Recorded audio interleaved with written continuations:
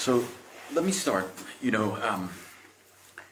It's amazing to me. I know many people in Libya. They think you're dead. They don't know if you're alive.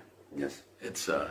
Can you tell me? I mean, just a basic question. What is your status? You're no longer a prisoner. Yeah, I'm a free person right now, of course, and I can move freely to a certain extent inside the country because of the security reasons. Yes. I can move, but of course not everywhere, anytime. He said he was not a captive. He said he'd been free for a couple of years. But initially he had indeed been a prisoner. Yeah. A special one. Special prisoner. He'd been kept in a couple of places. One of them was in a kind of cave where there were no windows. He couldn't see the sun. Very, very small places, he described it. And how do you see your future in the country? Are you planning to run for office? And how do you see yourself participating in public life in Libya? Well, now we are like, how can I say it? Now we are political group in the country. So we have our influence, our weight, and we are preparing ourselves to participate in the coming election. Mm-hmm. But for myself, personally, to participate, I think it's too early right now to decide, for different reasons. Do you think you've changed as a person? Yeah, of course. Yeah, of course. Is it possible to say how? Well, many things. Many things. And all of a sudden they became snakes. They attacked us and they stabbed us in our backs. Mm-hmm. And they were like devils. Let me ask you this. Are there things, the decisions your father made that were wrong? I mean, after all, he was in power for a long time. What would you, if you had to criticize something about his decisions over his whole time in power, which ones would you say would you criticize? Maybe some socialist reforms in the 80s. Yeah. And he realized this, by the way, afterwards. And we started giving back those, contractors and businessmen back their assets and their companies and their... Maybe, the reforms didn't move as quickly as we wanted, of course. But it was moving.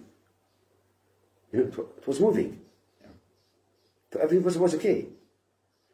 Maybe not very fast, but fast enough. If the Libyans choose a strong president, the only thing is a strong president. That's it. The Libyans will choose a strong one. So everything will be solved automatically. Yeah. It's as simple as that. Tell me about your life since 2011. Yes. What has your life been like since then? I mean, are you married? Do you have no? Oh. So is it a lonely life you're living? Yes, unfortunately. So I said, what do you do every day? When you get up, what do you do? Well, I spent a lot of time reading and writing. Yeah. What are you working on? Anything special project or? Yes. Yes.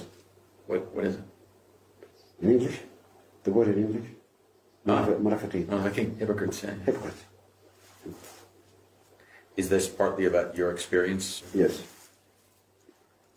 Yeah, inshallah, it's going to be a good book. I will send you a copy. Is there any books that I would recognize that you? Oh, a lot. Yeah. A lot. You know Robert Greene? A writer, Robert Greene? He wrote books about the war, about mastery, about how to... Robert Greene, he's from San Francisco. He wrote 5 books. Very good books, by the way. But tell me how that worked. So people at that time were blaming your father. It took the war? What made them realize that there was a different legacy than they thought? The people, after 10 years, they realized everything. It was a mistake. Yeah. It was a big mistake. Yeah, it was a big mistake, the war living. So there's not a single Libyan who is happy right now. It's been 10 years, you said. You didn't have an interview. Yes. You were staying quiet on purpose, right? Quiet. On purpose. Yeah. Yes. Tell me why. Yeah, because many cats are fighting each other now. So they are fighting. I don't want to bother them. You're waiting for the moment, the right moment. Yes. I start telling you a lot of secrets, by the way. Good.